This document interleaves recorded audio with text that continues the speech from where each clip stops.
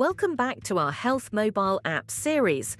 LucidQuest analysed 14 therapy areas in the second half of 2025 and provided rankings of top apps by downloads and by our proprietary LQ score. For full rankings and insights, download the complete report. Let's explore the highlights. Alzheimer's disease and dementia app ecosystem is dominated by cognitive training and brain game apps focused on general brain fitness rather than disease-specific support, with limited scientific referencing and few validated interventions. Arthritis apps primarily focus on pain tracking, symptom diaries, and daily self-management, using medical language but offering mostly high-level evidence and limited clinical integration. Cardiovascular disease apps form one of the largest and most crowded ecosystems, centered on heart rate, blood pressure, ECG, and wearable monitoring, yet largely remain tracking tools rather than decision support solutions. Crohn's disease, IBD, and ulcerative colitis apps operate in a small, medically framed ecosystem emphasizing symptom, diet, and medication tracking to support self-management rather than ongoing clinical oversight.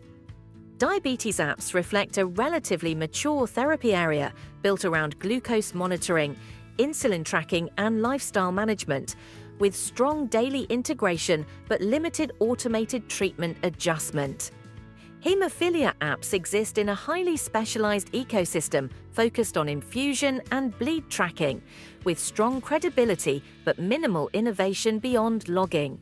Kidney health and nephrology apps focus on lab values, dialysis scheduling, diet and medication tracking, yet offer limited disease stage personalization and clinical workflow integration. Major depressive disorder apps occupy a broad, consumer-oriented landscape centered on mood tracking, CBT-informed exercises, and self-help content, with limited formal validation or mental health care integration. Migraine apps are condition-specific tools focused on attack logging, trigger identification, and medication use, showing relatively strong credibility but remaining largely tracking-based.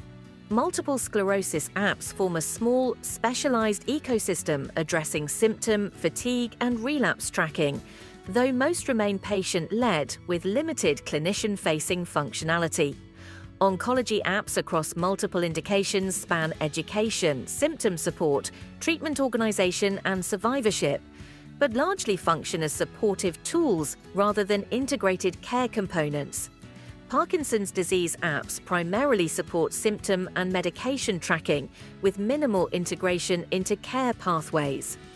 Psoriasis apps are mainly used for flare tracking, photo documentation, and treatment adherence, while validated outcomes and treatment optimization features remain rare. Respiratory disease apps are clinically framed around asthma and COPD monitoring, inhaler use, and spirometry-related features, yet mostly follow a track and report model without proactive treatment optimization. Across therapy areas, the app's ecosystem is mature in tracking but underdeveloped in clinical integration, validation, and outcome-driven intervention. To access complete rankings, validation data, and strategic insights, download the full LucidQuest report. Contact us at info@lqventures.com for expert insights, and don't forget to like, share, and subscribe for more updates